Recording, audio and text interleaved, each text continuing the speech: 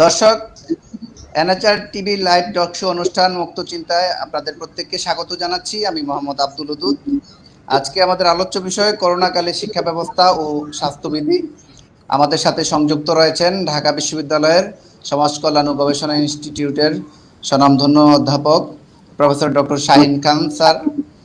আমাদের সাথে সংযুক্ত হচ্ছেন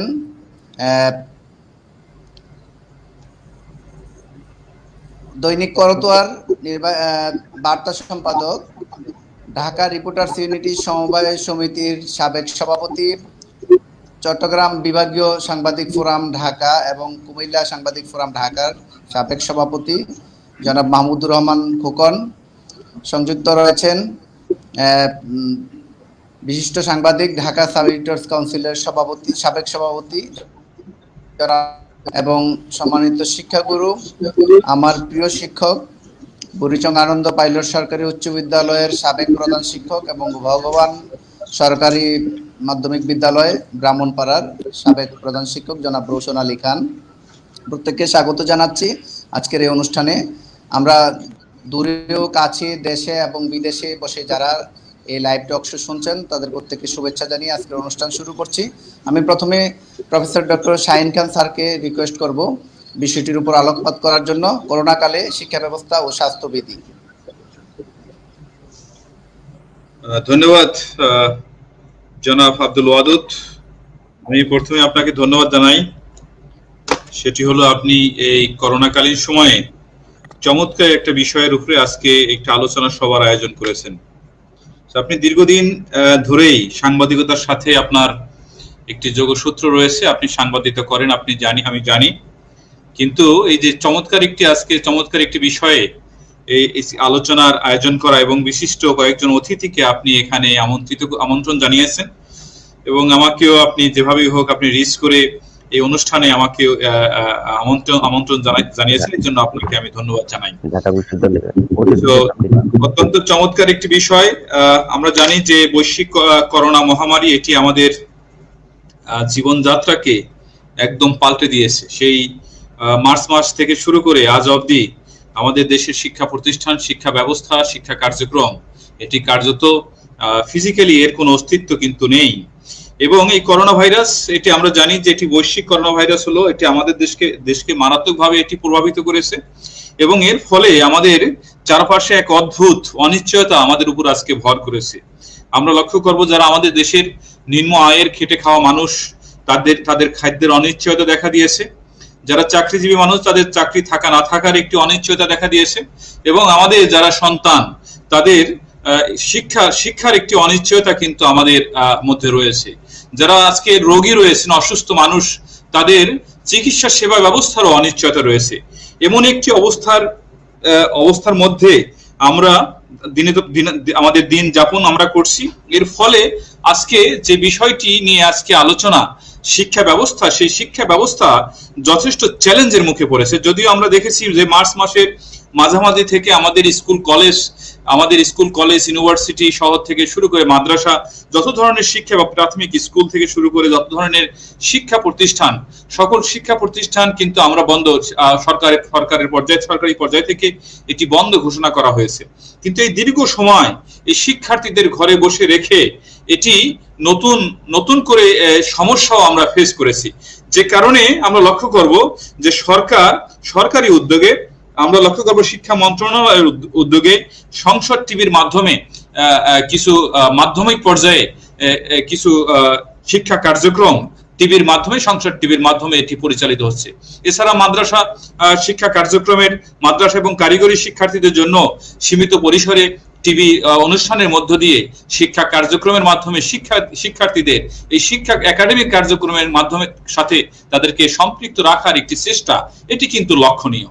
পাশাপাশি আমরা লক্ষ্য করব যে প্রাথমিক এবং গণশিক্ষা মন্ত্রণালয় তাদের প্রাথমিক শিক্ষা কার্যক্রম এটি সীমিত পরিসরেও এটি চালু রয়েছে। যদিও এ সকল শিক্ষা কার্যক্রম নিয়ে অনেক প্রশ্ন এখন রয়েছে, এর গুণগত মান আমরা আমাদের শিক্ষার্থীদেরকে আমরা কোনোভাবে রিচ করতে পারছি কিনা, এটি নিয়ে প্রশ্ন কিন্তু রয়েছে। কিন্তু তারপর আমরা লক্ষ্য করব যে সরকারি পর্যায়ে সরকারের একটা প্রচেষ্টা ছিল, আমাদের মাননীয় প্রধানমন্ত্রী, আমরা লক্ষ্য করব করোনা যখন আমাদের দেশে আঘাত হানে, তার নেতৃত্বে এই করোনা সংকট কিভাবে আমরা মোকাবেলা করতে পারি তা তিনি নানাবিধ দিক নির্দেশনা 31 দফা তিনি ঘোষণা করেছেন।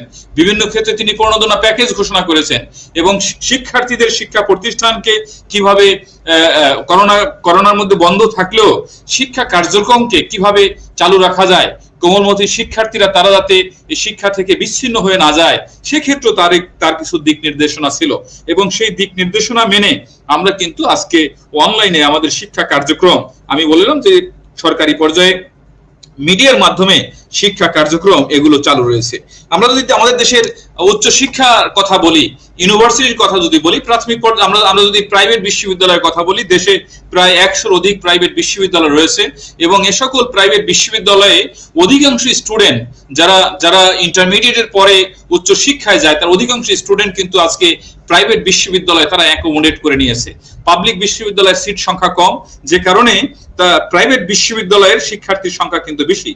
সেই প্রাইভেট বিশ্ববিদ্যালয় মঞ্জুরি কমিশনের কিছু নির্দেশনা রয়েছে, সেই নির্দেশনা অনুযায়ী তারা অনলাইনে তাদের শিক্ষা কার্যক্রম, তাদের টিচিং, ক্লাসরুম টিচিং, অনলাইনের মাধ্যমে ক্লাসরুম টিচিং, এক্সামিনেশন সহ অন্যান্য কার্যক্রম তারা চালু রেখেছে। কিন্তু চালু রাখার ক্ষেত্রেও আমরা বেশ কিছু প্রবলেম সেখানে ফেস করছি, সেই বিষয়গুলোতে আমি আগে পরে আসছি। আমাকে যেহেতু শিক্ষার বর্তমান অবস্থাটা কি সেটি বলা হয়েছে, আমি একটু পাবলিকের কথা বলে নেই।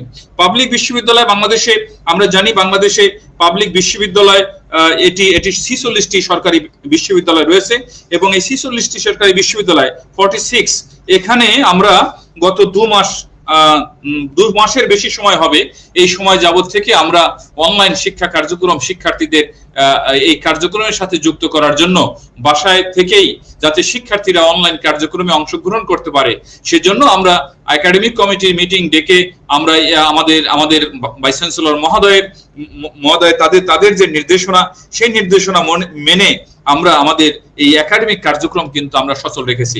কিন্তু যে কথাটি বারবার বলা যায় সেটি হলো যে একাডেমিক কার্যক্রম আমরা যতই সচল রাখি না কেন, এক্ষেত্রে কিছু গ্যাপ রয়ে গেছে। বিশেষ করে পাবলিক বিশ্ববিদ্যালয়ে আজকে সেশন জট এটি দেখা দিবে, কেননা আমরা শিক্ষা কার্যক্রমে আমরা তাদের ক্লাসের মাধ্যমে যুক্ত করলেও আজকে কিন্তু তাদের যে পরীক্ষা, সেই পরীক্ষা কিন্তু আমরা গ্রহণ করতে পারছি না। সো পরীক্ষা দীর্ঘ একটি পরীক্ষার জট, যে শিক্ষার্থীরা একটি সেমিস্টার পরীক্ষা দিয়েই তারা তাদের চাকরি জীবনে প্রবেশ করার কথা ছিল, সেই শিক্ষার্থীদের জীবন থেকে কিন্তু মূল্যবান সময় তাদের নষ্ট হচ্ছে। এছাড়া আমরা লক্ষ্য করবো যে 2-3টি শিক্ষার একটি জট, সেশন জট, সেমিস্টারে একটি জট, এটি কিন্তু তৈরি হচ্ছে। সো এটি আমরা আমাদের শিক্ষা ব্যবস্থার এই হলো বর্তমান একটি চিত্র। কিন্তু এর মাধ্যমে আমি যেটি বোঝাতে চাচ্ছি সেটি হলো করোনাকালীন সময়ে যেহেতু আমাদের নানাবিধ প্রবলেম রয়েছে, সেই প্রবলেমের মাঝেও সরকারের উদ্যোগে আমাদের শিক্ষা প্রতিষ্ঠান যারা পরিচালনা করছেন তাদের একটি পার্টিসিপেশনের মধ্য দিয়ে আজকে আমরা শিক্ষা ব্যবস্থাকে একটি সচল রাখার একটি প্রয়াস চালিয়ে যাচ্ছি। কিন্তু এই আমাদের এই প্রচেষ্টা অনেক ক্ষেত্রেই আমরা কিছুটা প্রবলেম পড়েছি, বেশ কিছু চ্যালেঞ্জে পড়েছি। আমি যদি পাবলিক বিশ্ববিদ্যালয়ের অভিজ্ঞতার কথা বলি, পাবলিক বিশ্ববিদ্যালয়ে একজন শিক্ষক হিসাবে যখন আমি আমার শিক্ষার্থীর ক্লাস গ্রহণ করি, আমি লক্ষ্য করি যে অধিকাংশ শিক্ষার্থী আমার ক্লাসে উপস্থিত থাকে, কিন্তু প্রবলেম সেটি হলো আমার শিক্ষার্থীকে আমি যখন ভিডিওতে দেখি, আমার শিক্ষার্থী ধান খেতে দাঁড়িয়ে আছে ছাতা মাথায়, সেখানে দাঁড়িয়ে সে ক্লাস করছে। সে তার বাড়ি থেকে 3-4 কিলো দূরে গিয়ে যেখানে নেটওয়ার্ক পাওয়া যায় সেখানে গিয়ে ক্লাস করছে, বৃষ্টির মধ্যে দাঁড়িয়ে ক্লাস করছে। কখনো পত্রিকায় দেখেছি গাছে উঠে শিক্ষার্থী ক্লাস করছে। তো এটি কিন্তু পাবলিক বিশ্ববিদ্যালয়ের শিক্ষার্থীদের একটি কমন সিনারিও। কেননা আপনারা জানেন যে পাবলিক বিশ্ববিদ্যালয়ে যে সকল শিক্ষার্থী পড়াশোনা করে তারা সাধারণত গ্রাসরুট লেভেল থেকে মেধাবী স্টুডেন্টরা তারা এখানে পড়ার সুযোগ পায়। সেই গ্রাসরুট লেভেলে কিন্তু আধুনিক যে আইটির যে ফ্যাসিলিটি সেটি কিন্তু সেখানে সেভাবে পৌঁছেনি। কিন্তু আজকে যে অনলাইন শিক্ষা কার্যক্রম এটি কিন্তু পুরোটাই আইটি বেস, তথ্য প্রযুক্তি উপর নির্ভর করে আমরা সেই শিক্ষা কার্যক্রম আমরা চালাচ্ছি। সেই গ্রাসরুট লেভেলে আমরা লক্ষ্য করবো সেই শিক্ষার্থীর ল্যাপটপ নেই, তার ডেস্কটপ নেই, তার স্মার্টফোন নেই, সেখানে ইন্টারনেট ওয়াইফাই এর ব্যবস্থা নেই, সেখানে বিদ্যুৎ যায় আসে এরকম একটি অবস্থা, সেখানে নেটওয়ার্কের যথেষ্ট সীমাবদ্ধতা রয়েছে। এরকম একটা অবস্থার প্রেক্ষিতে আজকে প্রায় পাবলিক বিশ্ববিদ্যালয়ের শিক্ষার্থীদের আমরা প্রাইভেট বিশ্ববিদ্যালয়ের ন্যায় তাদের অনলাইন শিক্ষা কার্যক্রমের মাধ্যমে তাদেরকে সম্পৃক্ত করার চেষ্টা করলেও আমরা লক্ষ্য করব তাদের কিন্তু সেই পুরোপুরি আমরা সেভাবে করতে পারছি না। সেখানে বড় একটা বৈষম্য তাদের মধ্যে কিন্তু তৈরি হচ্ছে। একদিকে আপনি লক্ষ্য করবেন যারা আধুনিক সুযোগ সুবিধা সমৃদ্ধ পরিবেশে নিয়ে একদল ছাত্র, তারা একটি গ্রুপ অফ স্টুডেন্ট, তারা আজকে অনলাইন কার্যক্রমের সাথে সম্পৃক্ত হচ্ছে। অন্যদিকে দেশের মেধাবী স্টুডেন্ট যারা ঢাকা বিশ্ববিদ্যালয়ের ন্যায় যে দেশ সেরা বিশ্ববিদ্যালয়ে পড়ার সুযোগ পেয়েছে, তারা কিন্তু আজকে করোনাকালীন এই সংকটে তাদের আজকের এই যে শিক্ষা কার্যক্রম এটি কিন্তু দারুণভাবে এটি ব্যাহত হচ্ছে। তাদের মধ্যে মানসিক স্বাস্থ্যের উপর একটি বিরূপ প্রভাব পড়েছে। আপনারা লক্ষ্য করেন কিছুদিন আগে পত্রিকা এসেছে আমাদের পার্শ্ববর্তী প্রতিবেশী কান্ট্রি ভারতের কেরালায় এক শিক্ষার্থী সেই যে অনলাইন শিক্ষা কার্যক্রমে এই সকল ফ্যাসিলিটির অভাবে, এই সুযোগ সুবিধা অভাবে যখন সে অনলাইন কার্যক্রমে সে অংশগ্রহণ করতে পারেনি, তার মানসিক স্বাস্থ্যের উপর একটি বিরূপ প্রভাব পড়েছে। সে সুইসাইড করেছে। সে কেননা তার ধারণা সে পিছিয়ে পড়ছে, সে সে তার বন্ধুদের সাথে সে তার যে ইন্টারেকশন ব্যাহত হচ্ছে, সে কোপ করতে পারছে না। এটি তার মেন্টাল স্ট্রেস তার মধ্যে তৈরি করেছে, যে কারণে আমরা এই ধরনের অ্যাক্সিডেন্টও কিন্তু আমরা লক্ষ্য করেছি। তো এটি শুধু ইন্ডিয়ার কেরালার ঘটনা নয়, এটি বাংলাদেশের অনেক শিক্ষার্থীর, যে সকল শিক্ষার্থী আজকে এই সকল সুযোগ সুবিধা থেকে বঞ্চিত হচ্ছে, আধুনিক এই টেকনোলজি ব্যবহার করে আজকে শিক্ষা কার্যক্রমের সাথে আজকে সম্পৃক্ত হতে পারছে না, তাদের মধ্যেও কিন্তু এই ধরনের মেন্টাল স্ট্রেস এটি কিন্তু তৈরি হচ্ছে। সো আমাদের অবশ্যই এই শিক্ষার্থীদের এই মানসিক স্বাস্থ্যের দিকে আমাদেরকে লক্ষ্য রাখতে হবে। আরেকটি বিষয় আমি বলতে চাই, সেটি হলো আমরা আজকে শিক্ষার্থীদের আমরা বলেছি যে মাধ্যমিক পর্যায়ে, প্রাথমিক পর্যায়ে, মাদ্রাসা এবং কারিগরি শিক্ষার্থীদের জন্য আজকে টিভির মাধ্যমে, আমরা মিডিয়ার মাধ্যমে শিক্ষা কার্যক্রম পরিচালিত হতে দেখি। কিন্তু আমরা লক্ষ্য করব এই যে মিডিয়ার মাধ্যমে শিক্ষা কার্যক্রম পরিচালনা করতে গিয়ে একজন শিক্ষার্থী কিন্তু কোনো ধরনের ফিডব্যাক পাওয়ার সেই সুযোগটি সে পাচ্ছে না, সেই সুযোগটি থেকে সে বঞ্চিত হচ্ছে। শিক্ষকের সাথে তার যে ইন্টারেকশনটি হওয়ার কথা, সেই ইন্টারেকশন থেকে সে বঞ্চিত হচ্ছে। যে কারণে একটি ক্লাসে যদি 100 জন স্টুডেন্ট থাকে অথবা 50 জন স্টুডেন্ট থাকে, সকল স্টুডেন্ট যে সমভাবে কোনো বিষয়ে তার আন্ডারস্ট্যান্ডিং লেভেল একই রকম থাকবে এটি কিন্তু নয়। কেউ একটু বেশি বুঝেন, কেউ কম বুঝেন। তো স্বাভাবিকভাবেই আমরা ক্লাসরুমে যখন পড়াই, আমরা শিক্ষকদের দায়িত্ব হলো আমরা একদম যে স্টুডেন্টটি ক্লাসে সবচেয়ে কম বুঝে তাদেরকে আমরা রিচ করার চেষ্টা করি, যে কোন স্টুডেন্ট, আমার কোন শিক্ষার্থী সে ক্লাসে পড়া একটু কম বুঝতে চায় অথবা কিছুটা কম অ্যাটেন্টিভ, আমরা সেই শিক্ষার্থীকে রিচ করতে চাই, তার প্রবলেমকে অ্যাড্রেস করতে চাই। স্বাভাবিকভাবেই আমরা সকল শিক্ষার্থীকে কিন্তু আমাদের এই শিক্ষা কার্যক্রমে সম্পৃক্ত করতে পারি। কিন্তু আজকে এই অনলাইন শিক্ষা কার্যক্রমে আমরা লক্ষ্য করবো এই সিগনিফিকেন্ট নাম্বার অফ স্টুডেন্ট তারা কিন্তু এই সেবা থেকে বঞ্চিত হচ্ছে। যতই আমরা উদ্যোগ গ্রহণ করি, এই করোনা আমাদের শিক্ষার্থীদের এই শিক্ষা কার্যক্রম থেকে তাদের কিন্তু বঞ্চিত করছে। আসসালামু আলাইকুম, বিসমিল্লাহির রহমানির রহিম। এই দেশের এই ক্রান্তি লগ্নে এমন একটা মহামারী অবস্থায় এই দুটি বিষয় অতি আমাদের জীবনের জন্য গুরুত্বপূর্ণ। একটা শিক্ষা ব্যবস্থা আর একটা স্বাস্থ্যবিধি। এই বিষয়টা নিয়ে আসে আমাদের মধ্যে যে একটা টকশোর ব্যবস্থা করা হয়েছে, এই জন্য আমি প্রথমেই ধন্যবাদ দিতে চাই NHRTV-কে এবং কি কর্তৃপক্ষকে। তারপর যারা এই অনুষ্ঠান শুনছেন দেশে বিদেশে, শ্রোতা বন্ধু সকল বন্ধুদের এবং যারা শুনবেন সকলকেই আমি অভিনন্দন জানাচ্ছি এবং তাদের জন্য রইল আমার প্রাণঢালা শুভেচ্ছা। আমি প্রথমে দুইটা কথার মধ্যে বলতে চাই। প্রথমে শিক্ষা নিয়ে মোতাহার হোসেন চৌধুরী সাহেব তার শিক্ষা মনুষ্যত্ব গল্পে প্রবন্ধে উনি বলেছিলেন যে শিক্ষার দুটি দিক আছে, একটা প্রয়োজনীয়, একটা অপ্রয়োজনীয়। প্রয়োজনীয় দিকটা হলো মানুষ বেঁচে থাকতে হবে, সেই জন্য তার জন্য বেঁচে থাকার চিন্তা, করতে হবে, সেটার মধ্যে স্বাস্থ্যবিধি আছে। আর আরেকটা দিক আছে অপ্রয়োজনীয় দিক বলেছেন, কিন্তু এই দিকটাকে তিনি বলেছেন যে এই দিকটা হলো জীবনের সর্বশ্রেষ্ঠ দিক, যেটাকে মানুষ তাকে মানুষ হিসেবে গড়ে তোলে এবং জাতির বিনির্মাণে সে অনেক কাজ করতে শিখে। তো এই দুইটার উপরে আমাদের এই করোনা প্রবল বিরাট একটা হামলা দিয়েছে।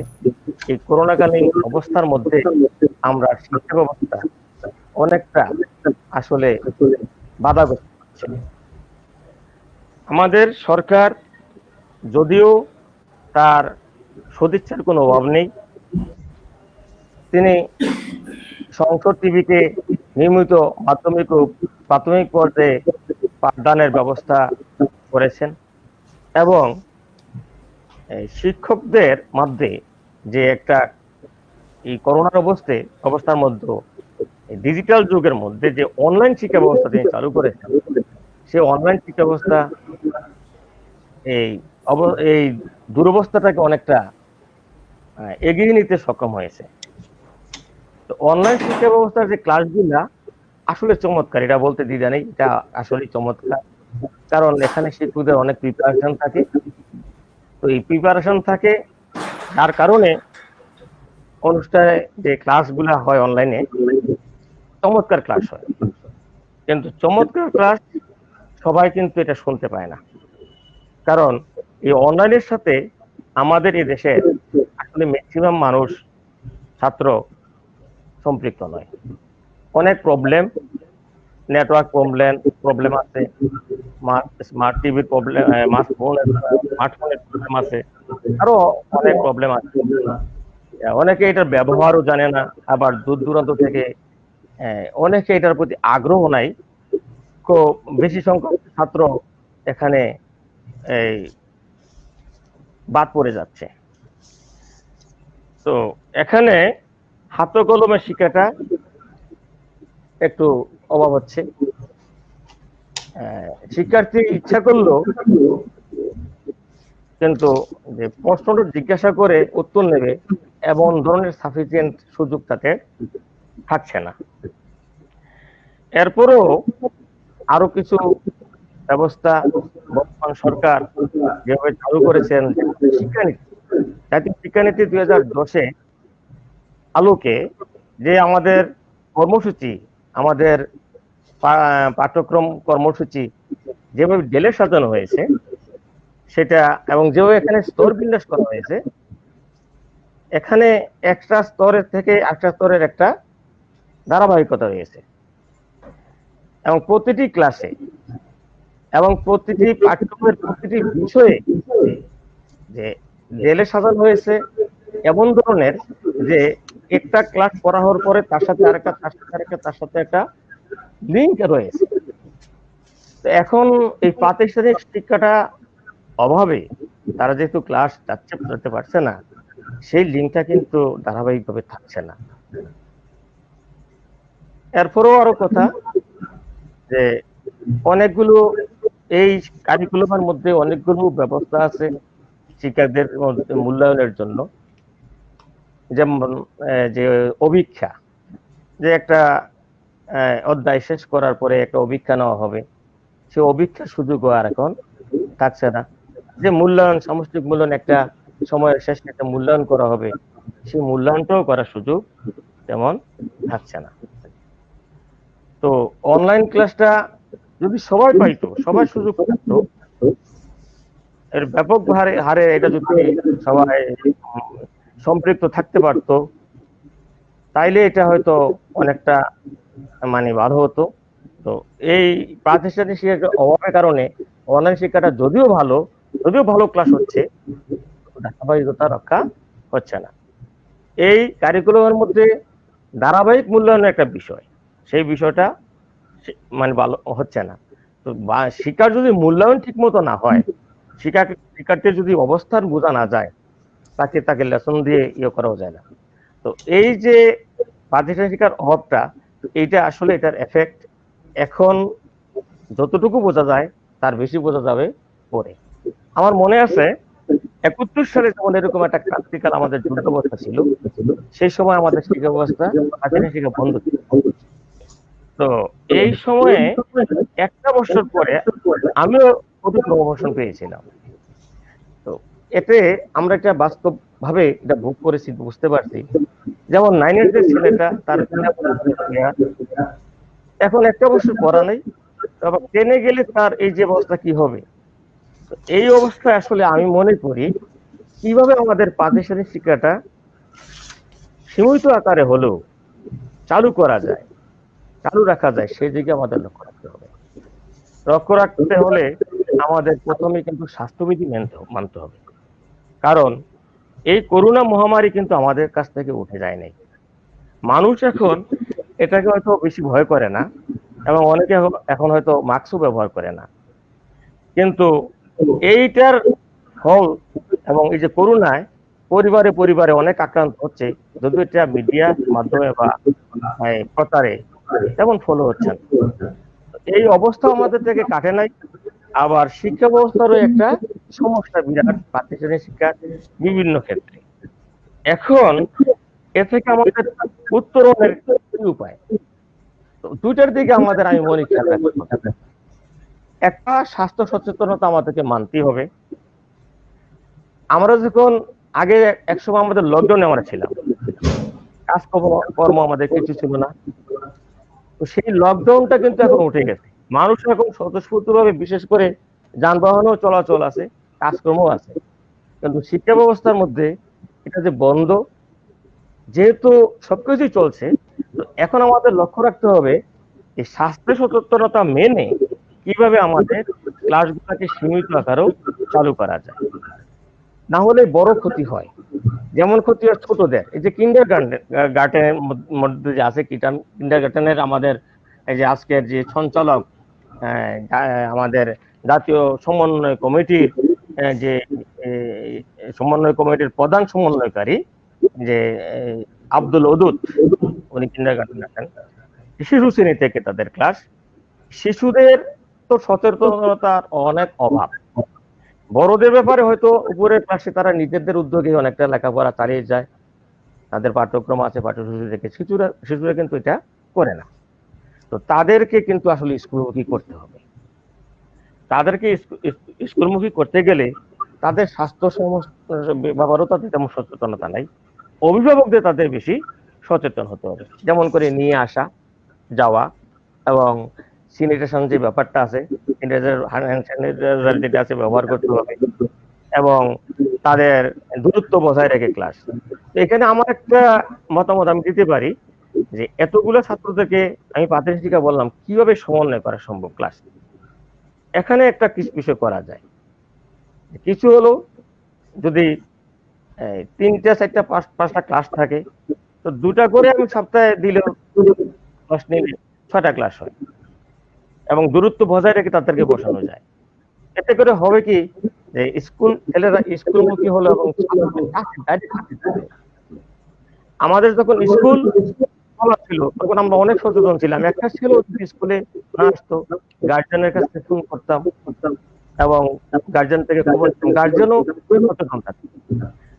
আজকে অনেকগুলো ছাত্রের প্রাতিষ্ঠানিক শিক্ষা নাই।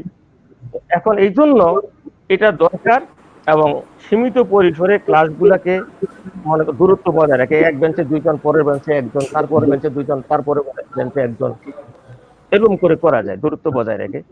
ছেলেরা আবার ছোট ছেলেরা ছোটাছুটি করবে, মানে খেলাধুলা করতে গিয়ে এগুলা মাস্ক করবে না। এখানেও শিক্ষাপতির আমাদের প্রাথমিক সমাবেশ হয়, এভাবে সমাবেশ করে স্যারদের এই স্বাস্থ্যের ব্যাপারে কথা বলা, বিশেষ করে করোনার যে স্বাস্থ্যবিধি সেটার ব্যাপারে তাদেরকে কথা বলা, সচেতন করা, এবং তাদের যে আরেকটা বিষয় আছে আমাদের এখানে, আমাদের এই স্বাস্থ্য ঠিক রাখতে গেলে আমাদের শরীরের প্রতিরোধ ক্ষমতা বাড়াতে হবে, অ্যান্টিবডি। তো ভালো খাদ্য দরকার, ভিটামিন সি দরকার, এই সমস্ত বিষয়ে আলোচনা করা, এবং গার্জেনকেও এগুলা ব্যাপারে মানে অভিভাবক সমাবেশ করো তাদের, অথবা অনলাইনের ক্লাসের ভিতরেও এইভাবে এগুলা তাদেরকে বলা যেতে পারে যে তাদের শরীরের অ্যান্টিবডি থাকে, তো এইভাবে যাতে তারা ক্লাসে আসতে পারে। তো এখন আমাদের আমি আবার আপনার কাছে আসবো এই মাস্ক ব্যবহার, হাত ধোয়ার, হ্যাঁ জনাব আমাদের রশিদ আলী খান, জি আমি আপনাকে আমাদের সঙ্গে থাকুন, আবার আসবো আপনার কাছে। আমাদের ডক্টর শাহিন স্যারকে আমরা এখন প্রশ্নোত্তর পর্বে নিয়ে যাব। স্যার, এই যে উচ্চশিক্ষায় একটি সেশন জটের আশঙ্কা করছেন অনেকেই, এই যে 1 বছরের শিক্ষা যে জি সংকট করোনা কালে, এবং কেউ কেউ বলছেন যে সারা পৃথিবীতে এই রকম করে আর কখনোই, জাতিসংঘও বলেছে যে এই রকম করে আর কখনোই শিক্ষা কার্যক্রম ব্যাহত হয়নি।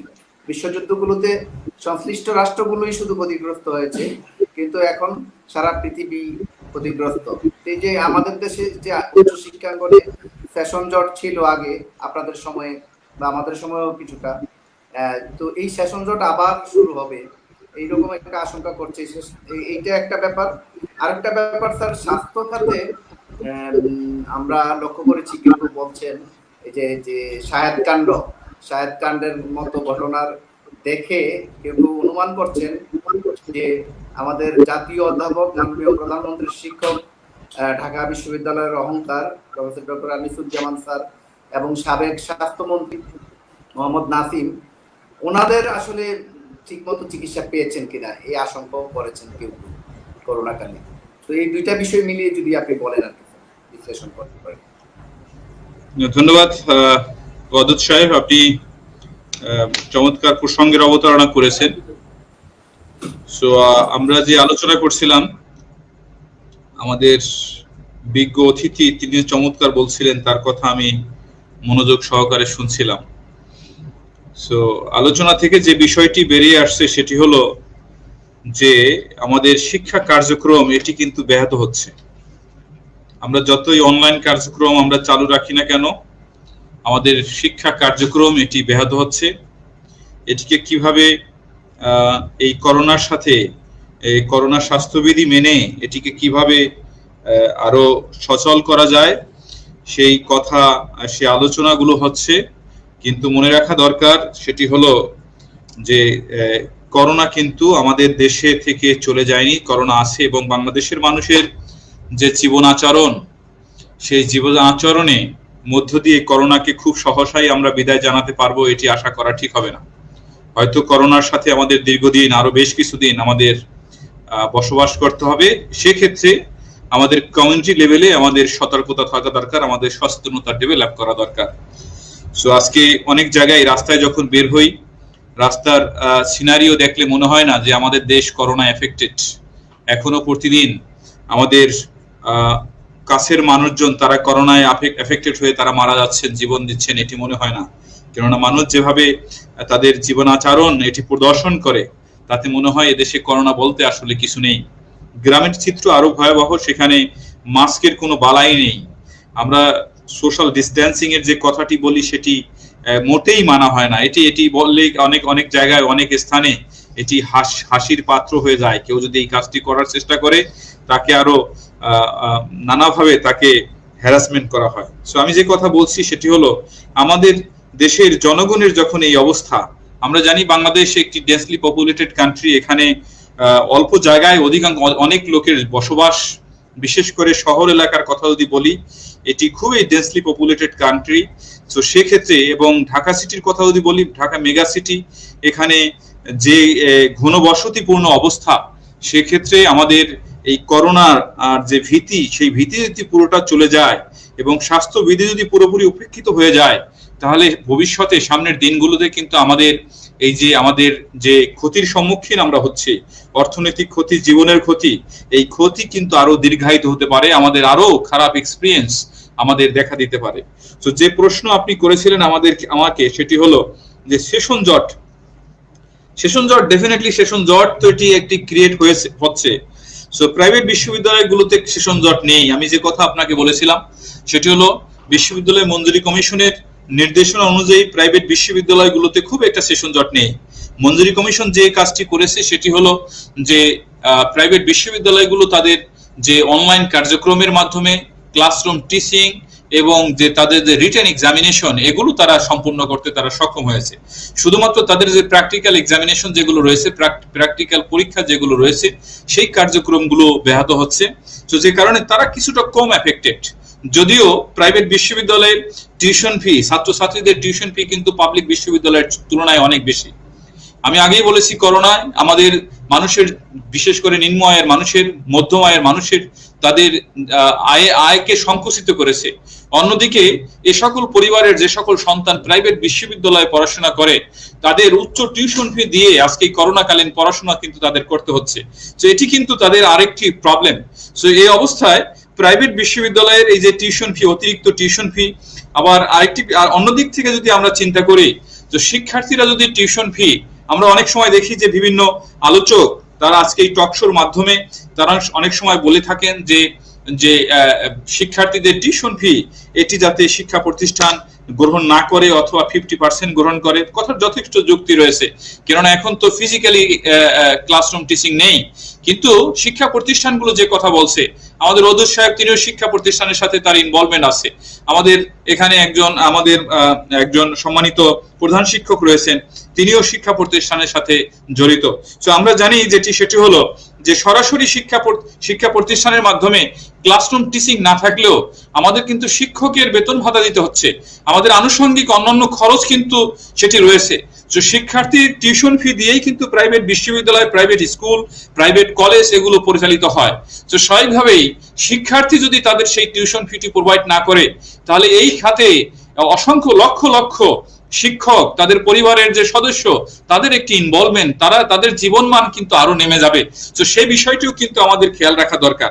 তো যে কারণে এক্ষেত্রে আমার সুপারিশ সেটি হলো যে প্রাইভেট যে সকল শিক্ষা প্রতিষ্ঠান রয়েছে, তারা যাতে শিক্ষার্থীদের যে টিউশন ফি, সেই টিউশন ফি আদায়ে তারা যাতে অতিরিক্ত চাপ প্রদান না করে এবং একটি প্রণোদনা প্যাকেজের আওতায় শিক্ষার্থীদের নিয়ে আসে, যাতে শিক্ষার্থীদের এই করোনাকালীন সময়ে তারা যাতে কিছুটা কমফোর্টেবলি তাদের যে টিউশন ফি এটি প্রোভাইড করে তারা শিক্ষা কার্যক্রমের সাথে নিজেদেরকে সম্পৃক্ত রাখতে পারে। আমরা স্ট্যাটিস্টিক্স যদি দেখি, স্ট্যাটিস্টিক্যাল এভিডেন্স হলো করোনা গত 6 মাসে আমাদের অনেক শিক্ষার্থীকে তাদেরকে ড্রপ আউট করে দিয়েছে। সেই শিক্ষার্থী টিউশন ফি দিয়ে তারা এই শিক্ষা কার্যক্রম তারা চালিয়ে যেতে পারেনি। সো আমরা ডেফিনেটলি আমরা কোনো শিক্ষার্থী শিক্ষা কার্যক্রম থেকে হারিয়ে যাক, এটি কিন্তু আমরা কোনো অবস্থাতেই চাই না। আমরা চাই শিক্ষার সুযোগ এটি অবারিত করতে। যে সকল শিক্ষার্থীদের আমাদের সাথে আছে, প্রতিষ্ঠানের সাথে রেজিস্ট্রিকৃত অথবা এর বাইরে রয়েছে, সকলকে শিক্ষা কার্যক্রমের সাথে আমরা সম্পৃক্ত করতে চাই। এক্ষেত্রে অবশ্যই আমাদের এই বিষয়টি করোনাকালীন যে আমাদের ইনকাম অপরচুনিটি যে কমে গেছে, সেটি বিবেচনায় রেখে শিক্ষা প্রতিষ্ঠান যারা পরিচালনা করেন তারা যাতে একটি বিশেষ প্রণোদনা প্যাকেজ ঘোষণা করেন, যাতে শিক্ষার্থীরা এই শিক্ষা কার্যক্রমের সাথে সম্পৃক্ত হতে পারে। আজকে পাবলিক বিশ্ববিদ্যালয়ে সেশন জট, ডেফিনেটলি সেশন জট ক্রিয়েট হয়েছে, কেননা যে সকল মার্চ মাসে যখন বিশ্ববিদ্যালয় বন্ধ হলো, তখন অনেক শিক্ষার্থীর এই জুন মাসে তাদের ফাইনাল পরীক্ষা হওয়ার কথা ছিল। জুন মাস চলে গেছে, আজকে জুলাই, আগস্ট, সেপ্টেম্বর, আমরা কবে যে শিক্ষা প্রতিষ্ঠান খুলে তাদের পরীক্ষা নিতে পারবো এটি কিন্তু আমরা বলতে পারি না। আমাদের সম্মানিত প্রধান শিক্ষক মহোদয় তিনি তার স্কুল খুলে দেওয়ার তিনি একটি সুপারিশ করেছেন। এটি করা যথেষ্ট যৌক্তিক কারণও রয়েছে, কিন্তু একটি বিষয় আমাদের মনে রাখা দরকার, এই কোমলমতি শিক্ষার্থী, যে সকল শিক্ষার্থীরা আজকে প্রাইমারি স্কুলে যারা যাবে, সেই শিক্ষার্থী কি স্বাস্থ্যবিধি বলতে কিছু বুঝে? সেটি তাকে যতই আমি বুঝাই, যতই আমি তার ক্ষেত্রে সামাজিক দূরত্ব বজায় রেখে তাকে ক্লাসরুমে তার সিটিং অ্যারেঞ্জমেন্ট আমি করি, আপনি ক্লাস যখনই শেষ হবে ওরা কি একে অপর থেকে সেই ডিসটেন্সটি কোনো অবস্থাতে মেনটেন করবে? এটি কিন্তু করবে না। আমরা যদি বিশ্বের ডেভেলপ কান্ট্রিগুলোর দিকে তাকাই, তারাও কিন্তু একটি নির্দিষ্ট সময়ের পরে তাদের স্কুল কলেজগুলো তারা খুলে দিয়েছিল। সিনারিও কি হয়েছে আমরা লক্ষ্য করেছি, 1 মাস পরেই সেগুলো বন্ধ করতে বাধ্য হয়েছে, কেননা ব্যাপক হারে এই সংক্রমণ সেখানে বেড়ে গেছে। আমার মনে হয় শিক্ষা প্রতিষ্ঠান খোলার পূর্বে অবশ্যই আমাদের দেশের করোনার কি সিচুয়েশন সেটি বিবেচনায় রাখতে হবে, কেননা আমাদের স্বাস্থ্য খাতের যে দুরবস্থা এটি কিন্তু আর বলার অপেক্ষা রাখে না। স্বাস্থ্য খাতে আমরা দেখেছি বেশ কিছু বিষয়ের প্রশ্নটাই। জি বলুন। স্বাস্থ্য বিষয়ক প্রশ্নটি যে করেছিলাম। হ্যাঁ বলুন প্রশ্নটা কি যেন বলুন, আমি সেখানে যাচ্ছিলাম। প্রশ্নটি করেছিলাম হলো আমাদের প্রফেসর ডক্টর আনিসুজ্জামান স্যার এবং সাবেক স্বাস্থ্যমন্ত্রী মোহাম্মদ নাসিম, ওনারা মারা গিয়েছেন করোনায় আক্রান্ত হয়ে। তাদের ট্রিটমেন্টও নাকি প্রপারলি হয়নি, কেউ আশঙ্কা করছেন, এবং সায়াদকাণ্ডের কারণে অসংখ্য মানুষ মারা গিয়েছেন ভুল ট্রিটমেন্টে। এই যে স্বাস্থ্য খাতের এই যে বেহাল অবস্থা, এটা থেকে উত্তরণের কি উপায়? না, এটি তো যথার্থই, আপনি দুটো কেস যে এখানে উপস্থাপন করলেন এটি যথার্থই। শুধুমাত্র আমাদের আনিসুজ্জামান স্যার আমাদের সাবেক স্বাস্থ্যমন্ত্রী নন, আমরা অনেক গুণী মানুষকে এই করোনাকালীন সময় হারিয়েছি, অনেক কাছের মানুষকে হারিয়েছি। হয়তো স্বাস্থ্য ব্যবস্থা যদি ভালো থাকতো তাহলে হয়তো আমরা অনেক জীবনকে আমরা রক্ষা করতে পারতাম। সো স্বাস্থ্য খাতের যথেষ্ট বেহাল অবস্থা রয়েছে। আমরা রিসেন্টলি শাহেদ কাণ্ড থেকে শুরু করে বেশ কিছু আমরা অনাকাঙ্ক্ষিত ঘটনা দেখেছি, যদিও এটি কোনো অবস্থাতেই গ্রহণযোগ্য নয়, কিন্তু আমাদের স্বাস্থ্য খাতের যথেষ্ট বেহাল অবস্থা কিন্তু রয়েছে। আপনি কোনো একটি কোনো রোগে যদি আক্রান্ত হন, আপনি অথবা আপনার কাছের জন, আপনি বিভিন্ন হসপিটালে যাবেন, কেউ কিন্তু এই সেবাটি দেওয়ার জন্য প্রস্তুত নয়। আপনি মানবতার দিকটি আপনি প্রায়োরিটি দিবেন নাকি অন্য দিকটি বিবেচনা করবেন? আপনি হসপিটাল গেলে আপনাকে জিজ্ঞেস করবে আপনার করোনা নেগেটিভ এই সার্টিফিকেটটি আছে কিনা। আপনার ডক্টর আপনার কাছে আসে না, বাসায় বসে তিনি ফোনে প্রেসক্রাইব করেন, ফোনে তিনি ডিকটেট করেন। এভাবে তো একজন গুরুতর অসুস্থতা নিয়ে যে রোগী হসপিটালাইজড হন, তিনি তো সেই স্বাস্থ্য সেবাটি পান না। সো আমার মনে হয় মাননীয় প্রাইম মিনিস্টার, মাননীয় প্রধানমন্ত্রী জননেত্রী শেখ হাসিনা, তিনি এই স্বাস্থ্য খাতের উন্নয়নের জন্য তিনি বেশ কিছু নির্দেশনা এই খাতে যারা সংশ্লিষ্ট ছিলেন তাদেরকে দিয়েছেন। এই খাতের সাথে যে সকল চিকিৎসক যারা ফ্রন্ট লাইনার্স হিসেবে ভূমিকা পালন করছেন তাদেরকে আরো অ্যাক্টিভ ভূমিকা পালন করার কথা বলেছেন। তো আমার মনে হয় আমাদের স্বাস্থ্য খাতকে ঢেলে সাজানোর এখন সুযোগ এসে গেছে। করোনা কিন্তু আমাদের চোখে আঙ্গুল দিয়ে দেখিয়ে দিয়ে গেছে যে আমাদের স্বাস্থ্য খাতের কি নাজুক পরিস্থিতি। সো আমাদেরকে অবশ্যই আমাদের এখান থেকে শিক্ষা নিতে হবে এবং স্বাস্থ্য খাতকে ঢেলে সাজাতে হবে, কেননা আগামী দিনে করোনা ন্যায় আরো জটিল পরিস্থিতি আমাদেরকে ফেস করতে পারে, পার করতে হতে পারে।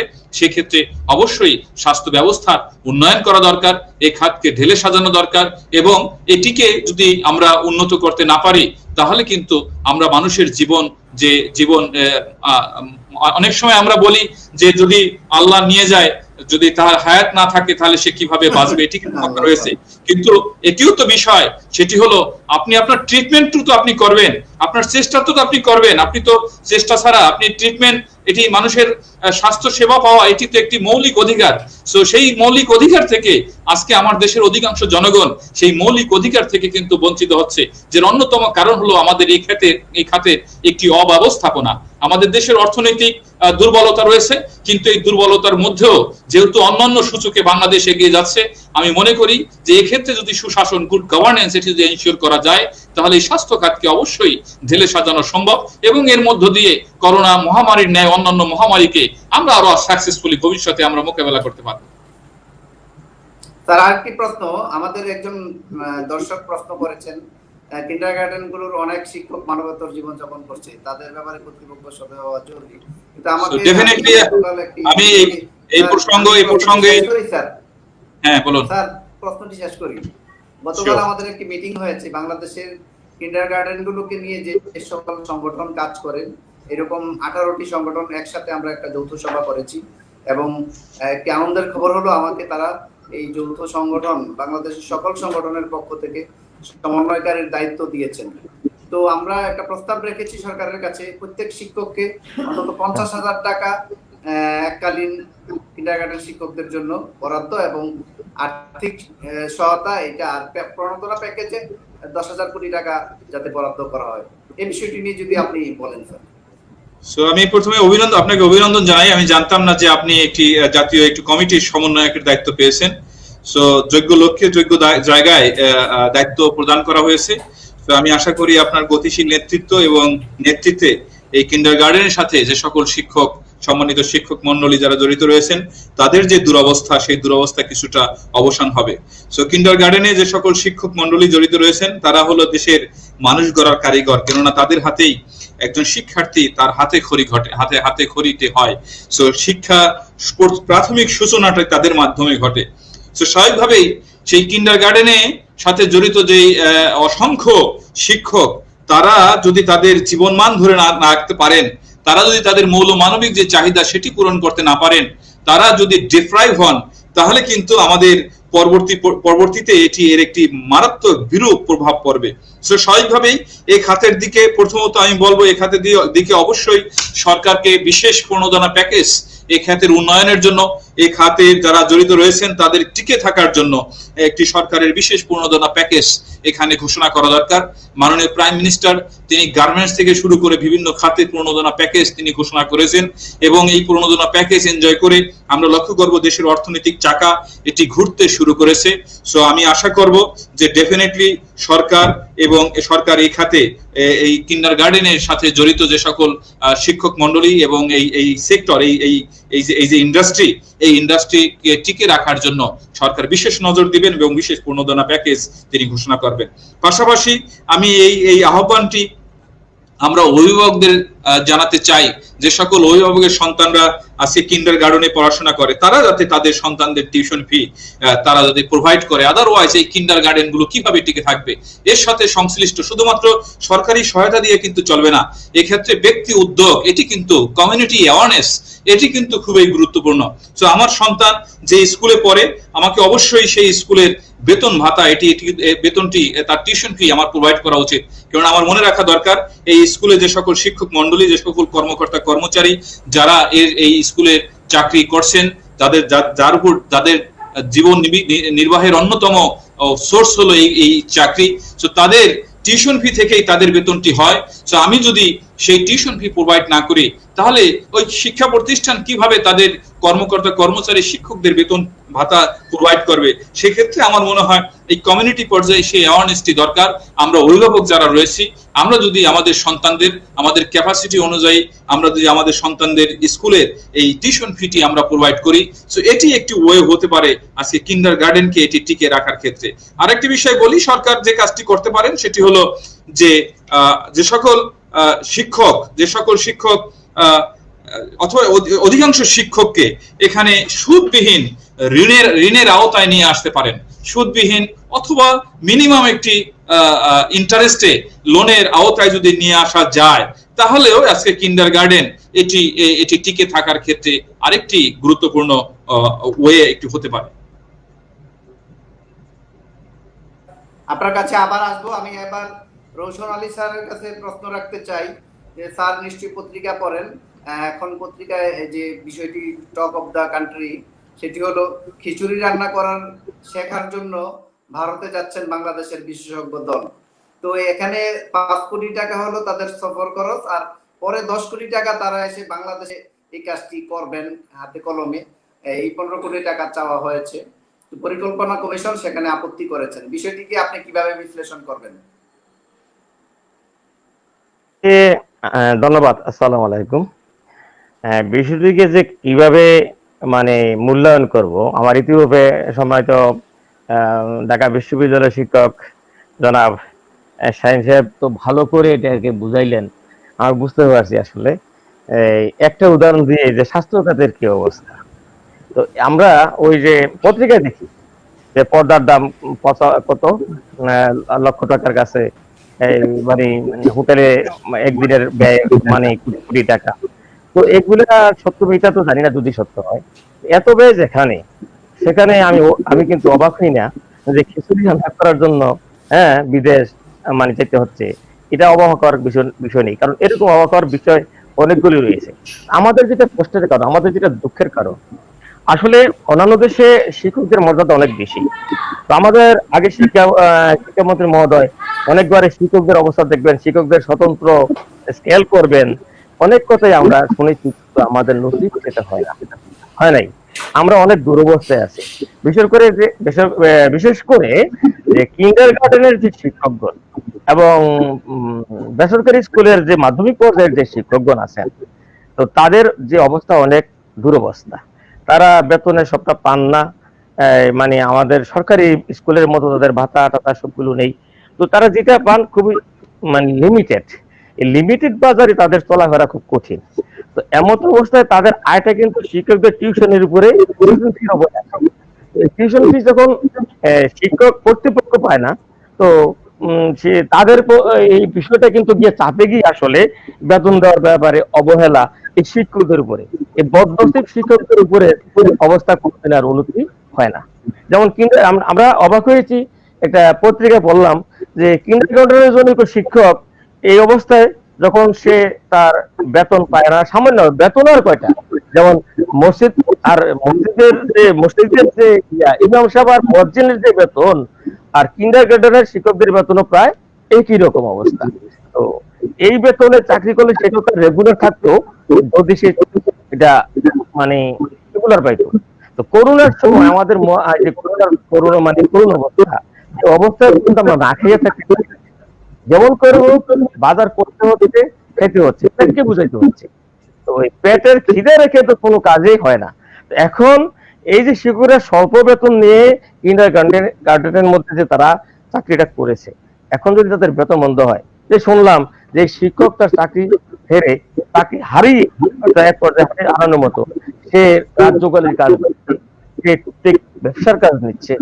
তো এই যে দুরবস্থা, শিক্ষকের যদি কদর না থাকে, শিক্ষকের যদি মর্যাদা না থাকে, তার যদি ভরণ পোষণ করার মতো তার ক্ষমতা না থাকে, তাইলে সেই চিন্তা মাথা নিয়ে ভালো শিক্ষক ভালোভাবে সে মানসিক মানে শিক্ষকতা মানে ভালো ফল তার মানে দিতে পারবে না, তাকে আশাও করা যায় না।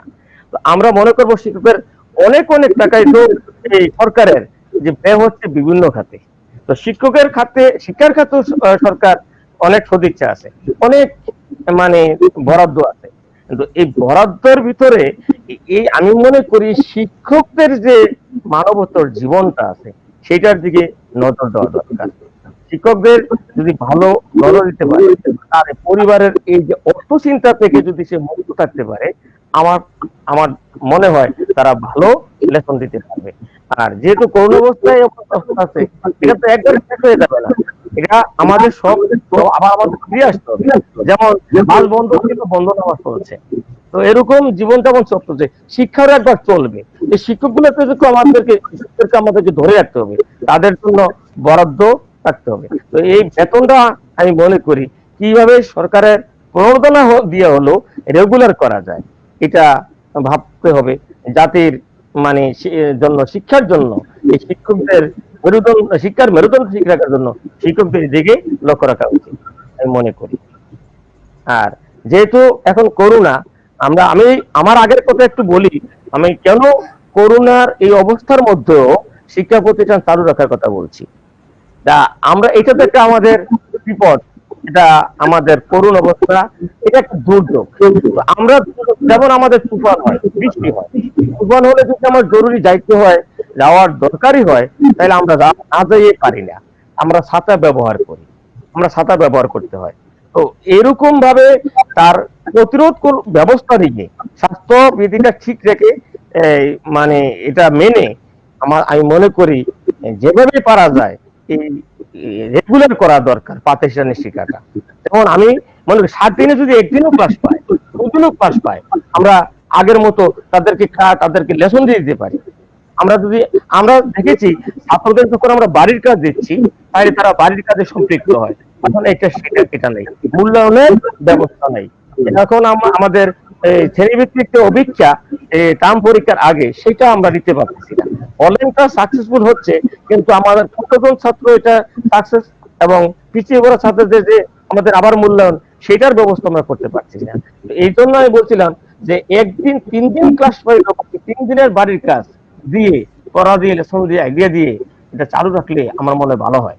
এবং এইটা রাখতে গেলে শিক্ষকদের এই যে টিউশন ফি শিক্ষা মানে দিচ্ছে না, সঠিকভাবে আদায় হচ্ছে না, আমি মনে করবো গার্জিয়ানদেরকেও এদিকে একটা লক্ষ্য রাখতে হবে।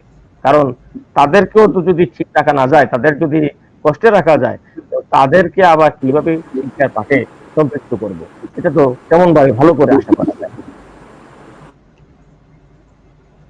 হ্যাঁ স্যার, আমার আরেকটি প্রশ্ন আছে। এই যে ক্লাস এবং লেখাপড়া থেকে, পড়ার টেবিল থেকে যে সমস্ত শিক্ষার্থীরা আজকে পড়ার বাইরে এসে চলে এসেছে, তাদেরকে একটু অন্ধকার রাস্তায়ও চলে যাচ্ছে, বিশেষ করে ইয়াং জেনারেশন, যেটা টিনেজার।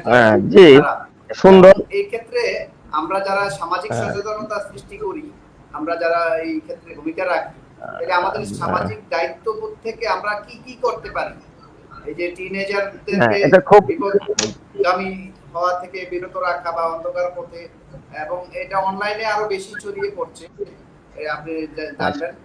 ভালো কথা, অনেক কিভাবে আবার পড়ার টেবিলে আনা যায়? আচ্ছা আচ্ছা, এখন একটা এইবারের প্রশ্নটা তো একবারে সময় উপযোগী প্রশ্ন হয়েছে। তা আমরা অনেক সময় বক্তৃতার মধ্যে গার্জিয়ান অভিভাবক সমাজে বলতাম যে আপনারা মারা, এখন বর্তমানে কিন্তু মাদের আমরা বেশি সমাবেশ পাই। তুমিও মানে এই কিন্ডার গার্ডেনেও বোধহয় আমার মনে হয় সেরকম অবস্থা। তো আমি মাদের কাছে বলতাম আপনার যে হাঁস পালন আপনারা সবাই করেন, হাঁস মুরগি পালন করেন, আপনাদের এই যে খোয়ার নামক যে এই হাঁস মুরগির বাসস্থানটা, সেখানে সন্ধ্যাবেলা যদি একটা মুরগি আপনার না আসে, একটা মুরগির বাচ্চাও না আসে, আপনি পাগল হয়ে যান এই বাচ্চা কোথায় গেলে। কিন্তু আপনার ছেলেটা সময় মতো যদি বাড়িতে না আসে, আপনি তেমন খবরও রাখেন না। তো আমাদের এরকম আসলে এটা হলো আমাদের বাস্তব, আমাদের সামাজিক প্রেক্ষাপটে একটা বৃহত্তর চিত্র। তো এখন এই মোবাইল যুগে মোবাইলের সঠিক ব্যবহার যদি না হয়, ধরুন অনলাইন ক্লাসের জন্য অনেক ছাত্রই পাগল থাকে, স্যারে ক্লাস নেবে, কিন্তু ম্যাক্সিমাম তাদের স্মার্টফোন নাই বা কোন রকম মোবাইল চালে এদিকে তার খেয়াল থাকে না, তারা কিন্তু এটা নিয়ে ব্যস্ত থাকে এবং এটা নিয়ে তারা আরো এটা সামাজিক মানে যে মানে কি বলবো এটা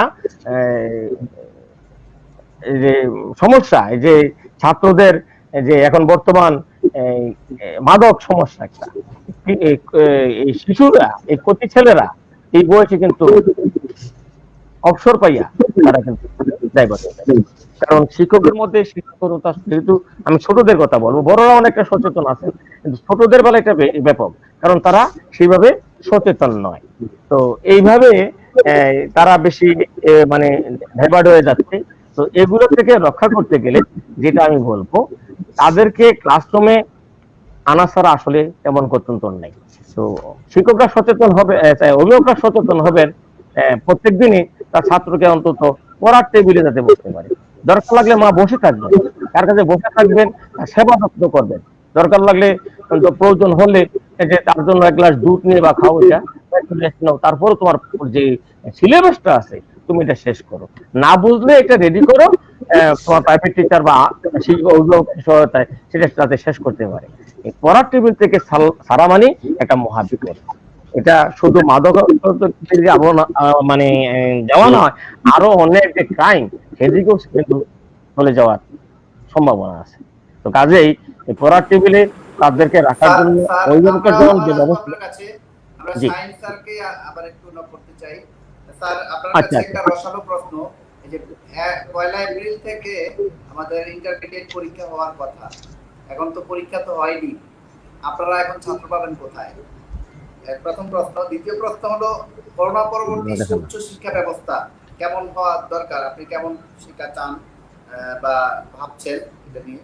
আর তৃতীয়ত হলো গ্রামের শিক্ষার্থীদের নেটওয়ার্কে প্রবলেম হয়, আমাদের যে বাংলাদেশে যে অনলাইন শিক্ষা ব্যবস্থা, গ্রামের শিক্ষার্থীদের জন্য এটা একটা মানে একদিকে হলো আর্থিক কারণে তাদের এই সেই ফ্যাসিলিটিস নেই, এবং আরেকটি হলো নেটওয়ার্কে প্রবলেম হয় গ্রামের ক্ষেত্রে। তো এটা কিভাবে সলভ করা যায়? Professor doctor Shahin Khan. জি, থ্যাংক ইউ। আপনি প্রথম প্রশ্ন করছেন যে এইচএসসি পরীক্ষা তো হয়নি, সো পাবলিক বিশ্ববিদ্যালয়ে আমরা ইনটেক কোথা থেকে পাবো, কিভাবে স্টুডেন্ট ভর্তি করব? সো একদম ভ্যালিড কোশ্চেন, কেননা ইন্টারমিডিয়েট যদি পাস না করে স্টুডেন্ট জেনারেট না হয়, তাহলে ঢাকা বিশ্ববিদ্যালয়ের স্টুডেন্ট কোথা থেকে পাবে? সেটা তো যথার্থই আপনি জানেন যে 1 এপ্রিল থেকে আমাদের দেশে প্রতি বছর ইন্টারমিডিয়েট পরীক্ষা শুরু হয়, কিন্তু এবার করোনা মহামারীর কারণে বারবার কিন্তু সেই পরীক্ষাটি উদ্যোগ নেওয়ার পরেও সেই পরীক্ষাটি নেওয়া যাচ্ছে না, বিকজ যে করোনা ভীতি রয়েছে, স্বাস্থ্য বিধি এটা বিঘ্নিত হবে, লঙ্ঘিত হবে এবং ব্যাপক হারে সংক্রমণের একটি আশঙ্কা রয়েছে, যে কারণে পাবলিক পরীক্ষা সবচেয়ে গুরুত্বপূর্ণ যে পরীক্ষা সেটি হলো হায়ার সেকেন্ডারি এডুকেশন এক্সামিনেশন, এটি কিন্তু আমরা এখন নিতে পারছি না। সো ডেফিনেটলি হয়তো অচিরেই এই পরীক্ষা নেওয়ার একটা ব্যবস্থা সরকার চিন্তা করবেন। তো সেক্ষেত্রে যেটি করা যেতে পারে সেটি হলো, যেহেতু এটি একটি গুরুত্বপূর্ণ পরীক্ষা, আমরা জানি এর আগে আরো দুটো পাবলিক পরীক্ষা বাচ্চাদের ক্ষেত্রে পিএসসি জেএসসি, এটি সরকার এবছরের ন্যায় এটিকে বাতিল করেছে, যে স্কুল পরীক্ষা দিয়েই তারা পরবর্তী ক্লাসে উত্তীর্ণ হবে, এই বিধান তারা করেছে। কিন্তু ইন্টারমিডিয়েটের মতো একটা গুরুত্বপূর্ণ পরীক্ষা আমরা আগে শুনেছি, সেটি হলো বড়দের কাছে শুনেছি স্বাধীনতার বছর নাকি অটো প্রমোশনের একটি ব্যবস্থা ছিল, কিন্তু করোনাকালীন সময়ে তো আমরা এইচএসসির মতো একটি গুরুত্বপূর্ণ পরীক্ষায় সে ধরনেও আমরা যেতে পারবো না, যে কারণে আমার মনে হয় এর সাথে যারা সংশ্লিষ্ট রয়েছেন তারা চেষ্টা করছেন যে কিভাবে এই পরীক্ষাটিকে সংগঠন করা যায়, কিভাবে অনুষ্ঠান করা যায় সেই চেষ্টাটি করছেন। সেক্ষেত্রে দু একটি সাজেশন রাখা যেতে পারে, সেটি হলো যে পরীক্ষার সংখ্যা কমিয়ে আনা, পরীক্ষা যতগুলো সাবজেক্ট রয়েছে সকল সাবজেক্টের পরীক্ষা না নিয়ে বেসিক কিছু সাবজেক্টের পরীক্ষা নিয়ে এই ইন্টারমিডিয়েট পাশের একটি ব্যবস্থা করা, এটি একটি উপায় হতে পারে। আরেকটি বিষয় হলো সেটি হলো যে বিভিন্ন ক্লাস্টার করে স্প্লিট করে পরীক্ষা নেওয়া, একই দিন সকল পরীক্ষার্থীর পরীক্ষা হবে, সেটি এই করোনাকালীন সময়ে সম্ভবত এটি সম্ভব হবে না। এটি করলে খুবই এটি ডিজাস্টার হতে পারে। সো এটিকে স্প্লিট করে কিভাবে ক্ষুদ্র ক্ষুদ্র অংশে ভাগ করে সোশ্যাল ডিস্টেন্সিং মেনটেন করে পরীক্ষা নেওয়া যায় সেই বিষয়টি বিবেচনা করা দরকার। আদারওয়াইজ একটি বড় একটি গ্রুপ স্টুডেন্ট তারা কিন্তু এখন একদমই বসে রয়েছে, পরীক্ষার প্রিপারেশন নিয়ে বসে আছে, তারা পরীক্ষা দিতে পারছে না, তাদের ইউনিভার্সিটি মেডিকেলে পড়ার কথা সেই সুযোগটি তারা পাচ্ছে না। তো আমার মনে হয় সরকার সেই বিষয়টি বিবেচনা করতে পারে।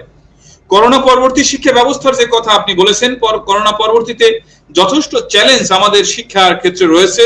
তো আমার মনে হয় আমরা শিক্ষক হিসাবে যারা এখানে রয়েছি, করোনা পরবর্তীতে আমাদের খুবই দায়িত্বশীল ভূমিকা পালন করতে হবে। বিশেষ করে করোনা পরবর্তীকালে আমাদের যে সকল ছুটিগুলো রয়েছে সেই ছুটিগুলো অবশ্যই আমাদেরকে সেই ছুটিগুলো এনজয় করলে চলবে না, সেটিকে বাদ দিতে হবে এবং শিক্ষার্থীদের এক্সক্লুসিভ এডুকেশন কার্যক্রমের আওতায় নিয়ে আসতে হবে, যাতে এই যে দীর্ঘ 6-7 মাস যে ক্ষতি হয়ে গেল সেই ক্ষতি কিভাবে পুষিয়ে নেওয়া যায়, কিভাবে এটিকে মিনিমাইজ করা যায় সেই চেষ্টাটি আমাদের করতে হবে। সো সেই চেষ্টা আমাদের শিক্ষকদের পক্ষ থেকে, শিক্ষা প্রতিষ্ঠান যারা পরিচালনা করেন, এই ক্ষেত্রে যে সকল সরকারের অর্গান রয়েছে তাদের সেই দায়িত্বশীল ভূমিকা নিতে হবে, যাতে করোনা পরবর্তীতে আমরা অ্যাক্টিভ এবং দায়িত্বশীল ভূমিকা পালনের মধ্য দিয়ে আমরা দীর্ঘদিনে শিক্ষা ক্ষেত্রে যে ক্ষতি হয়েছে সেই ক্ষতির কিছুটা আমরা মিনিমাইজ করতে পারি। থার্ড যেটি বলেছেন সেটি হলো গ্রামীণ শিক্ষার্থীদের জন্য এই করোনাকালীন সময় এখন কি করণীয়। আমি আমার আলোচনায় আপনাদেরকে বলেছি সেটি হলো গ্রামীণ শিক্ষার্থীদের যতই আমরা অনলাইন কার্যক্রম আমরা পরিচালনা করি, টেলিভিশনের মাধ্যমে শিক্ষা কার্যক্রম পরিচালনা করি, আমরা গ্রামীণ শিক্ষার্থীদের তাদেরকে অ্যাকোমোডেট করতে পারি না, তাদেরকে রিচ করতে পারি না, তাদের অ্যাক্সেসটি কম, তারা এক্সক্লুডেড হয়ে যান। সো আমাদেরকে সেই significant number of rural student যারা গ্রামীণ জনপদে যাদের বসবাস, যেখানে বিদ্যুৎ নেই, যেখানে ল্যাপটপ নেই, যেখানে ডেস্কটপ নেই, যেখানে স্মার্টফোন নেই, যেখানে ইন্টারনেট সুবিধা নেই, সেই শিক্ষার্থীদের টার্গেট গ্রুপ ধরে আমাদেরকে কাজ করা দরকার। আমি বিনয়ের সাথে আমি বলি যে করোনা পরিস্থিতি এটি অ্যাসেস না করে কোনো অবস্থাতে শিক্ষা প্রতিষ্ঠান এটি কিন্তু চালু করা যাবে না।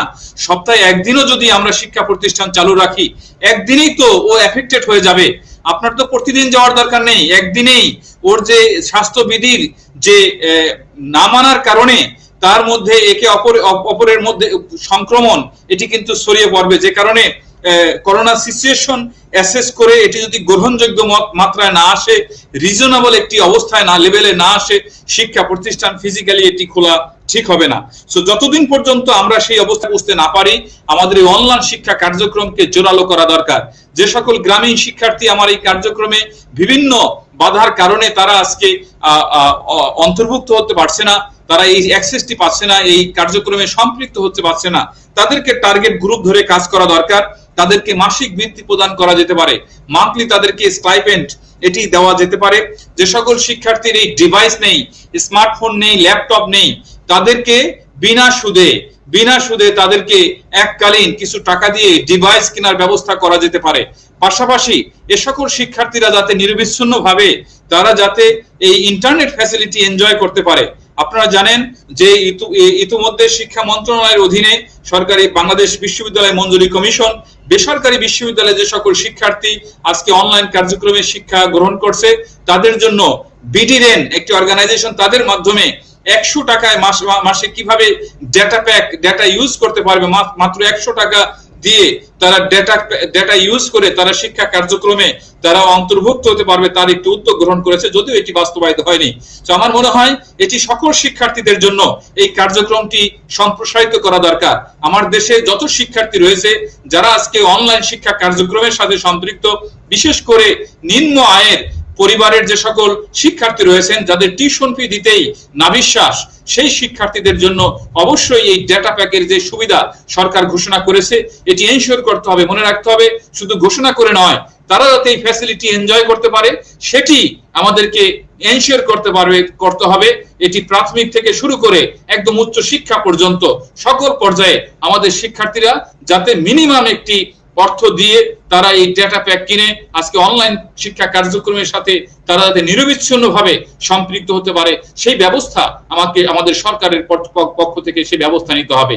যে সকল শিক্ষার্থীর ডিভাইসের অভাবে তারা শিক্ষা কার্যক্রমে অংশগ্রহণ করতে পারছেন না, তাদেরকে বিনা সুদে একটি বিশেষ প্রণোদনায় তাদেরকে একটি নির্দিষ্ট পরিমাণ অর্থ দিয়ে তারা যাতে ডিভাইসটি ক্রয় করে এই শিক্ষা কার্যক্রম থেকে তারা যাতে এক্সক্লুড হয়ে না যায় সেটি এনশিওর করার ব্যবস্থা আমাদেরকে নিতে হবে। আমাদের শিক্ষার্থীদের মধ্যে আজকে লক্ষ্য করব ড্রপ আউটের প্রবণতা বেড়ে যাচ্ছে। অনেকের এই ফ্যাসিলিটি থাকা সত্ত্বেও তারা এই অনলাইন শিক্ষা কার্যক্রমে তারা অন্তর্ভুক্ত হচ্ছে না, তারা যোগদান করছে না। তাদেরকে পারিবারিক পর্যায়ে তাদেরকে কাউন্সিলিং করতে হবে, তাদের মনিটরিং এর আওতায় নিয়ে আসতে হবে, তাদের সাথে পিতামাতার কোয়ালিটি টাইম বাচ্চাকে দিতে হবে। মনে রাখতে হবে আগে বাচ্চা যখন স্কুলে, কলেজে, ইউনিভার্সিটিতে যেত তখন কিন্তু সে তার বন্ধুদের সাথে মেশার সুযোগ পেত, শিক্ষকের সাথে চমৎকার একটা ইন্টারেকশন হতো, বাচ্চার যে মানসিক খোরাক সেটি কিন্তু হতো। আজকে কিন্তু সেটি নেই। বাচ্চা আজকে দীর্ঘ 6 মাস সে ঘরবন্দি, সে অনলাইনে 3-4 ঘন্টা শিক্ষকের সাথে সম্পৃক্ত থাকে। এটি যান্ত্রিক জীবন তার কিন্তু শুরু হয়েছে। সো এই অবস্থায় এই বাচ্চার মেন্টাল স্ট্রেস থাকা, তার মধ্যে ডেভিয়েন্ট বিহেভিয়ার গ্রো করা, এটি কিন্তু অস্বাভাবিক নয়। সো এক্ষেত্রে অবশ্যই পারিবারিক পর্যায়ে আমাদের অভিভাবকদের সচেতন থাকতে হবে। বাচ্চা অনলাইন ক্লাসে এটি আইটি কে যথাযথভাবে ব্যবহার করছে কিনা, এর কোনো অ্যাবিউজ হচ্ছে কিনা সেটি আমাদেরকে মনিটর করতে হবে। তার সাথে কোয়ালিটি টাইম ব্যয় করতে হবে, তাকে কাউন্সিলিং করতে হবে, সুযোগ থাকলে তাকে গঠনমূলক চিত্ত বিনোদনের আওতায় নিয়ে আসতে হবে। আমরা যদি এই বিষয়গুলো আমরা গ্রহণ করতে পারি, আমরা মনে করি যে আজকে শহর গ্রাম সকল জায়গায় আজকে আমরা এই সেবা কার্যক্রম, শিক্ষা সেবা কার্যক্রম এটি সম্প্রসারিত করতে পারবো। ডেফিনেটলি অনলাইন শিক্ষা কার্যক্রমের অনেক ডিমেরিট রয়েছে, অনেক অসুবিধা রয়েছে, যে কারণে প্রধান শিক্ষক মহোদয় বারবার আজকে শিক্ষা প্রতিষ্ঠান খোলার কথার উপর গুরুত্ব দিয়েছেন। আমি তার সেন্টিমেন্ট আমি বুঝি, কিন্তু বিষয় হয়েছে যেখানে স্বাস্থ্য ঝুঁকি রয়েছে, যেখানে মানুষের জীবনের প্রশ্ন, সেখানে শিক্ষা কিন্তু আগে নয়। আগে তো আমাকে জীবন বাঁচাতে হবে, আমার স্বাস্থ্যের বিষয়টি আমাকে বিবেচনা করতে হবে, ফার্স্ট প্রায়োরিটি দিতে হবে। যে কারণে যতদিন পর্যন্ত আমরা শিক্ষা প্রতিষ্ঠান খুলতে না পারবো ততদিন কিভাবে এটিকে আরো ইফেক্টিভ করা যায়, কিভাবে সকল শিক্ষার্থীকে আমরা আজকে এই শিক্ষা কার্যক্রমের সাথে আমরা ইনক্লুড করতে পারি, সেই দিকে আমাদেরকে গুরুত্ব দিতে হবে। কোনো অবস্থাতে এই ক্ষেত্রে কোনো ধরনের তাড়াহুড়া করে শিক্ষা প্রতিষ্ঠান খোলা আমার মনে হয় ঠিক হবে না। যে সকল দেশ এই কাজটি করেছে সেখানে কিন্তু ভালো রেজাল্ট তারা পায়নি। আমাদের সে দিকটি ভুলে গেলে কিন্তু চলবে না। স্যার আপনার কাছে সর্বশেষ প্রশ্ন নয়, আমরা চাইবো যে আপনি আমাদের এনএচআর টেলিভিশনের দর্শক শ্রোতা এবং আপনার প্রিয়জনদেরকে শুভেচ্ছা বিনিময় করবেন স্যার 1 মিনিটে। সো ডেফিনেটলি আমি খুবই আনন্দিত যে আপনি আমাকে এই প্রোগ্রামে আমন্ত্রণ জানিয়েছেন। চমৎকার একটি বিষয়, শিক্ষকতা করি, স্বাভাবিকভাবে শিক্ষা ব্যবস্থা নিয়ে কথা বলতে এটি তো ভালো লাগার বিষয়। আমি খুবই সম্মানিত বোধ করছি। আমি বিশেষ ধন্যবাদ দেই আপনাকে। আমাদের একজন অতিথি রয়েছেন, তার আলোচনা আমি খুব এনজয় করেছি। আর আমি কৃতজ্ঞতা জানাতে চাই আজকের যারা ভিউয়ার, যারা আমাদেরকে দীর্ঘ সময় আমাদের সাথে থেকে আমাদের এই আলোচনাকে প্রাণবন্ত করেছেন, সফল করেছেন, যাদের আমাদের কথা শুনেছেন দীর্ঘ সময়। কেননা এই করোনাকালীন সময়ে এই দীর্ঘ সময় অনলাইনে থেকে এই আলোচনায় অংশগ্রহণ করা এটিও কিন্তু অনেক বড় একটি বিষয়। সো আমি তাদেরকে বিশেষ ধন্যবাদ এবং কৃতজ্ঞতা জানাই তো যে এই আলোচনায় তারা ছিলেন এবং অনেকে আজকে কমেন্ট করে তাদের মতামত এখানে তারা তুলে ধরেছেন। তাদেরকে বিশেষ কৃতজ্ঞতা জানাই, তাদেরকে অভিনন্দিত করি যে তারা চমৎকার কিছু কমেন্ট এখানে আলোচনাকালীন সময়ে স্ক্রিনে আমি কয়েকটি কমেন্টস আমি দেখেছি। সো তারা এখানে চমৎকার তাদের মতামত তারা প্রদান করেছেন, ধৈর্য সহকারে আমাদের সাথে ছিলেন এবং তাদের থাকার ফলেই আমাদের এই আজকের আলোচনা এটি কিন্তু সফল হয়েছে।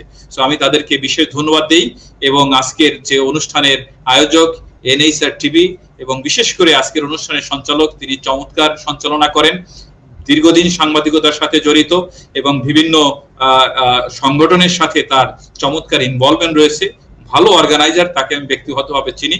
তো তাকে বিশেষ ধন্যবাদ দিই যে এই আলোচনায় আয়োজন করার জন্য এবং আমাকে কিছু কথা বলার সুযোগ করে দেওয়ার জন্য। সকলকে প্রচুর প্রচুর ধন্যবাদ। আশা করছি ভবিষ্যতে আপনাদের সাথে আমরা একটা ব্যাপারে একটু অ্যাপোলজি করতে হবে। আমাদের দুইজন সংবাদকর্মী, ওনারা একজন একটি বাংলা জাতীয় দৈনিকের নিউজ এডিটর এবং আরেকজন একটি ইংরেজি জাতীয় দৈনিকের যুগ্ম বার্তা সম্পাদক, জয়েন্ট নিউজ এডিটর। তো পেশাগত কারণে এই সময়টা আমাদের পিক আওয়ার, ওনারা সম্পৃক্ত হতে পারেননি বলে আমি দুঃখিত। আমি এবার রোশন আলী স্যারকে অনুরোধ করব আপনার শুভেচ্ছা বিনিময় করার জন্য। স্যার, কথাটা আবার একটু কাইন্ডলি। প্রশ্ন না স্যার, আপনি দর্শক শ্রোতাদের উদ্দেশ্যে আপনার বক্তব্য একটু শুভেচ্ছা বিনিময় করবেন আর কি। আমি প্রথমেই ধন্যবাদ জানাতে চাই অধ্যাপক ডক্টর এম শাহীন খানকে। উনি অনেক যুক্তি নির্ভর মতামত ব্যক্ত করেছেন এবং অনেকগুলো ব্যাপারে, প্রায় সবগুলো ব্যাপারে আমি একমত। তো ওনার সাথে আমি একমত পোষণ করছি। এখন কথা হচ্ছে যেটা, আমি শিক্ষা প্রতিষ্ঠান চালু রাখতে বলছি এই জন্য যে যাতে অনেকটা একটা বাধাগ্রস্ত হয়ে একটা গ্যাপ যাতে বড় বেশি একটা না হয়। তো আমি তার আগে কিন্তু স্বাস্থ্যবিধিটার কথাই বলছি। স্বাস্থ্যবিধি মেনে আমরা যা কিছু এখন করছি জীবন ধারণের জন্য, যেটাকে আমাদের সবাইকে বিবেচনা করা উচিত এই করোনাকালীন অবস্থায়, সেটা মেনেই যদি পারা যায় তাইলে আমি আগ্রহ প্রকাশ করছি এবং মতামত দিচ্ছি প্রাতিষ্ঠানিক শিক্ষা ব্যবস্থা কিভাবে চালু করা যায়। আর একটা কথা, ওনার সাথে আরেকটা কথা, উনি বিশেষভাবে জোর দিয়েছেন যে অনলাইন ক্লাস। আমি এটাকে পুরোপুরি তার রেজাল্টও আমি একটা জানি যে আমি প্রধান শিক্ষক থাকা অবস্থায় যে সমস্ত শিক্ষকদের ক্লাস আমি মনিটরিং করে দেখছি, আমি তাদের অনলাইন ক্লাসও দেখছি, আকাশ পাতাল ব্যবধান মনে হয়েছে। বলে কেন আকাশ পাতাল বললেন? যে এত চমৎকার ক্লাস আমি এই স্কুলে তাদের দেখি, অনলাইন ক্লাসে দেখি। এটা প্রিপারেশন আছে এবং সুন্দরভাবে তাদের উপস্থাপন এবং শুরু থেকে শেষ সময়ের হিসাব একদম চমৎকার। আমি অনেককেই ভালোভাবে কমেন্ট করি এবং উৎসাহ প্রদান করেছি। অনলাইন ক্লাসটা ছেলেরা যদি আসলে তার মধ্যে সম্পৃক্ত হয়, তাহলে এটা হয়, এটা কিন্তু তাদের জন্য লাভ হবে। তো এর জন্য যে কথাটা আমাদের অধ্যাপক ডক্টর এম শাহীন স্যার বলছেন, এটা অনেক আর্থিকভাবে পিছিয়ে পড়া অনেক ছাত্র, গার্জিয়ানের সেরকম সহায়তা নেই, মানে আর্থিক সহায়তা নেই তাকে একটা ল্যাপটপ কিনে দেবে বা স্মার্টফোন কিনে দেবে। তো তাদেরকে যদি প্রণোদনা অথবা তাদেরকে যদি লোন দিয়ে হলো এই ল্যাপটপ কেনার ব্যাপারটা উৎসাহিত করা যায়, সুযোগ দেওয়া হয়, যাতে ম্যাক্সিমাম ছাত্র এই অনলাইন চমৎকার ক্লাসটা নিতে পারে, তাহলে তাদের অনেক উপকার হবে। তো স্যার অনেক সুন্দর করে কথা বলেছেন, আমি মনোযোগ দিয়ে শুনেছি, অনেক ভালো লাগছে, সেজন্য স্যারকে অনেক ধন্যবাদ। আর সঞ্চালক আব্দুল ওদুদ, আমার ছাত্র মাধ্যমিক পর্যায়ে আমি তার অনুষ্ঠান এমনি বরাবর সবসময় দেখে থাকি। আজকে যে একটা বিষয় নিয়ে আসা হয়েছে সময় উপযোগী শিক্ষার জন্য এবং আমাদের এই শিক্ষা কিভাবে এটা রাখা যায় এবং শিক্ষকদের যে অবস্থা সেই হিসাবে মানে তাদেরকে কি করা যায়, এই একটা চমৎকার বিষয় আনার জন্য তাকে আবারও আমি ধন্যবাদ জানাচ্ছি। সেই সাথে আমি ধন্যবাদ জানাচ্ছি যে সমস্ত শ্রোতা বন্ধু দেশে বিদেশে আমাদের এই অনুষ্ঠান ধৈর্য ধরে শুনেছেন, মতামত দিয়েছেন, ধন্যবাদ জানাচ্ছেন। সবার কাছে আমি কৃতজ্ঞ থাকলাম। সবাইকে ধন্যবাদ। আসসালামু আলাইকুম।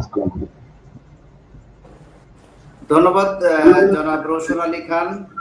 ধন্যবাদ আমাদের প্রিয় শিক্ষক, ঢাকা বিশ্ববিদ্যালয়ের সমাজ কল্যাণ ও গবেষণা ইনস্টিটিউটের প্রফেসর ডক্টর শাহীন খান।